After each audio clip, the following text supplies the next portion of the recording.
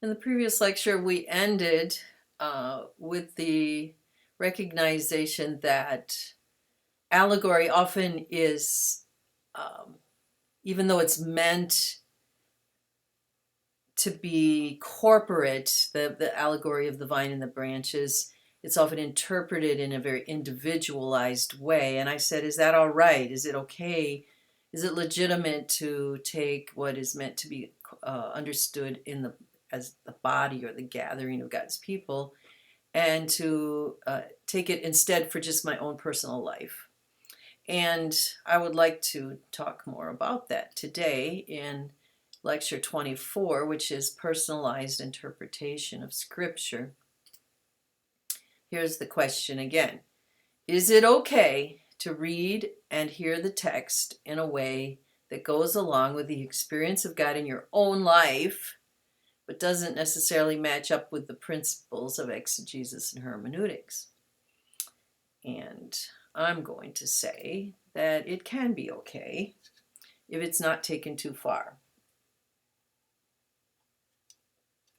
This is partly because we have a living relationship with God, and his book, even though it has a historical setting, has the power to speak to us in an entirely different setting. So, looking at the allegory of the vine, we could personalize or individualize that metaphor or allegory. Perhaps you understand as an individual more clearly what does it mean to be an individual part of the vine that is God's planting in the world. And through reading this text, you also experience more of the reality of your own life in Christ. And this is a way that Christians throughout the centuries have read and heard the text. We're using this as an example, but it's all through the Bible this happens. And this personalized interpretation is in keeping with the general point of allegory. These interpretations are that we as a corporate body have union in and with Christ in the work of God, but we as individuals also have this union in and with Christ in the work of, as part of the work of God in the world. So it's not wrong. However, we need to keep in mind that this personalized existential meaning of the text or interpretation is not the primary focus. It's not the same as authorial intent. In other words, reading the text the way the author meant for it to be understood. So instead, your own personalized interpretation and experience will be enriched if you do good exegesis of the text. If you recognize and appreciate the historical exegetical interpretation using Scripture as it was originally intended to be used. So things like this are going to come through if you do a good exegetical study, and that should enrich your own personal study. The Old Testament background for the meaning of the metaphor of the vine really enhances what we are understanding the text to say to us personally. Awareness of God's historical work through the people of God. Recognizing that even though I'm reading it now for me today, for thousands of years, God's people have read in the Old Testament about him planting Israel as a vine, and now in the New Testament about him making Jesus the vine to whom we cling as the branches. So God's historical work through the people of God should enhance our personal understanding. And then also, if we do good exegesis, we will recognize that the metaphor is corporate. Whoops, I've messed up there. Okay. The metaphor is corporate, meaning it has to do with the entire body of Christ. And therefore, when I read it for myself. I read it for myself within the context of the body. So in other words, there is more than one way to read a sacred text. The two sort of basic ways are formative and informative. What I've emphasized in this course on exegesis is informative reading, because that's what today's Christians tend to ignore. We tend to want to go straight to formative reading every time we open the book, instead of starting here. So that's why I emphasize this, but it isn't the only way to read the book. So informative reading will provide us with information about things like historical context, authorial intent, how to deal with grammar issues, the literary context, in other words, the stream of thought or the train of thought, meaning of particular terms, and so on. There's many more that could be listed here. This is crucial for getting at the meaning of the scripture, for what it was intended to say. It's absolutely necessary to do this if our sermons and Bible studies are to have any quality to them. Quality comes out of study. And of course, in an academic paper, this is the first thing, and maybe the only thing that we do, because an academic paper does not always include the next step of application, which would be formative reading. But we are also, as believing Christians, we are also interested in formative reading, reading that forms us, that speaks to us as we read and meditate upon the scripture. It shapes us, it shapes our lives into conformity with the person of Jesus Christ. And this will give life, formative reading will give life to our personal and corporate devotions and to our sermons and Bible studies as well. So a mistake that a scholarly type of pastor could make is that he would only preach informatively. But on the other hand, formative reading is absolutely necessary to feed your people as a pastor. So one more question that takes the formative side a little more down the line here. What about devotional and revelatory use of scripture? Now, those are two different things. Devotional use would be, I'm sitting at the kitchen table every morning with my Bible and I'm reading it and I'm gaining personal understanding and I'm finding application to my own personal life. Two really good methods for doing that are the PROAPT and the SOAP methods. PROAPT, I think, stands for pray, read, observe, apply, pray again, and tell. In other words, you tell somebody what God said to you today through that text. I think SOAP is scripture, observation, application, and prayer. I might have that wrong, but it's something like that.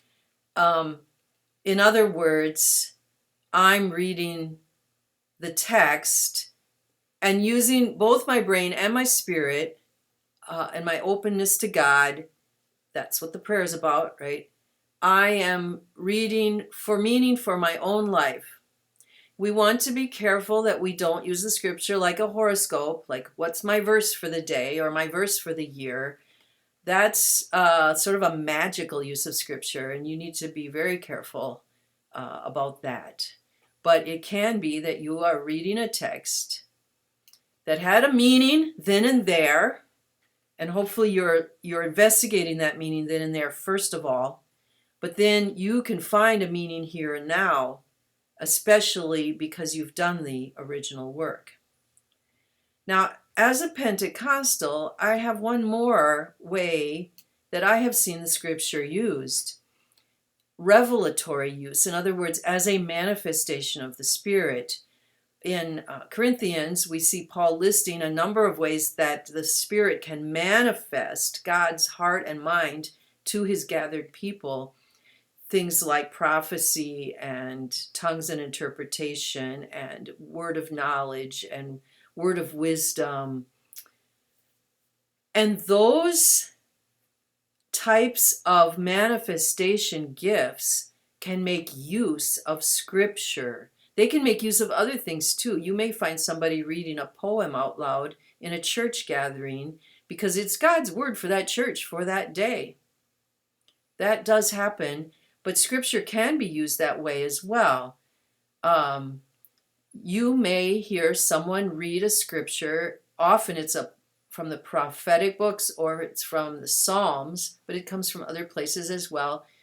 Reading a scripture out loud in church in a way that is tended to speak directly to the church for that moment in time, and it isn't really grounded in an exegetical study, first of all. Now, this is not something that then should be turned into an interpretation of that verse. Rather, it should be seen directly as a manifestation of the Spirit. Both of these experiences, devotional use and revelatory use, lie within the inherent power of Scripture. God can use it to speak to our lives and to manifest himself to the gathered people. But actual exegesis is a good control for these other uses. If we are not regularly doing the harder work, the historical exegetical work in understanding the scripture, we are much more likely to be led by one of these into a false interpretation. So always do the foundational work all your life. You never finish doing that. Always doing the foundational work, even if you also are doing devotional and manifestation uses of scripture. Actual exegesis is meant to lead to application. And the only way to apply the scripture well is to focus on the intent of the author. So these two readings, ways of reading, the formative and the informative, let's go back there. And formative, I've just unpacked further by saying devotional and manifestation or revelatory. They should be seen as mutually interdependent. Reading scriptures informatively and formatively is important both for the individual Christian and for the Christian community. Just at the end here, I thought I would share with you, I don't really do much of this anymore, but I used to keep a journal that I recorded my devotions in and other things that came to me. And I have, out of my journal, I have two examples here. This is actually the quotation of a song, but the song was based on scripture. And I really wish we would see more scripture being used as the words for songs that we sing in the church today. That's kind of missing today. But in my devotions one day, I wrote down this piece of scripture that had been turned into a song because it was my prayer that day. So this is devotional use of scripture. It's not thinking about David using this to pray to God, or maybe I had that awareness in the back of my mind, but mostly I was saying to God, Lord, please create in me a clean heart. Renew a right spirit within me. Don't cast me from your presence. Don't take your Holy Spirit from me, but restore to me the joy of your salvation and renew a right spirit in me. So I'm using it devotionally, not directly as it was intended when it was written, as a record of David's prayer, but it works that way, and God's Spirit can speak through it to me, to my heart, and give me something to enrich and enhance my life and to help me grow into a more mature Christian. The other example is something that was quite surprising to me. This happened back in 1983, if I remember correctly. The date is there on the edge, but I can't read it very well. It says the 31st of August. I know that because the 1st of September something happened. So on the 31st of August, maybe, I don't remember if I had the picture first or the word from Jeremiah first, but I put these two things together into my journal. This is, I think, a picture of the bombing of Beirut, but again, I'm not sure because it's so long ago that I put that in my journal. But that picture and this little piece of Jeremiah came together in my heart, and I really see this as a manifestation gift. I didn't understand the meaning of it. There was nothing going on in my life that fit this. The pain, I can't bear the pain. My heart is beating wildly. This was from the Living Bible, by the way. This feeling of anguish and fear and horror. And I wrote this down and put this picture together with it on the 31st of August in 1983, I think that says. And one day later, on the 1st of September 1983, the Korean airliner was shot down by the Soviet Union, something that most of you weren't alive to experience, but if you look online, you'll find out about it. 269 people died that day, regular citizens who were shot down because I think the airliner strayed into Soviet territory or something. They just killed them. The fact that I received this sort of manifestation gift one day before this happened, it's not like I don't think I could have prevented it, but maybe I should have called the church into prayer. But at that time, I wasn't a leader. I didn't understand really what I had here. But it did help me know. It was a revelation in the sense that I could see that the Holy Spirit knew that a terrible thing was going to happen and was sharing that pain and anguish with me and maybe with other people who were part of God's people that I don't even know about. And other things like that have happened all through the years. Churches that expect the Spirit to speak to them experience these kind of things all the time.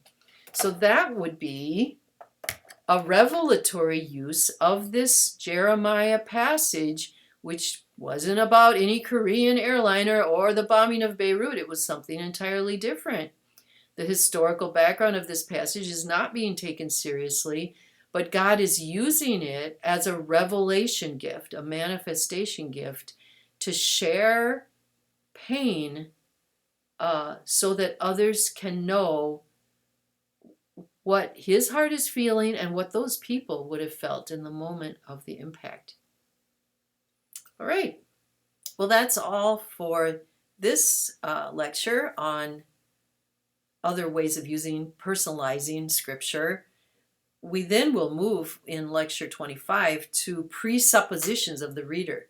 In other words, what is it in my own understanding that impacts how I read scripture? That's quite an important thing to think about. And I'll see you in the next lecture.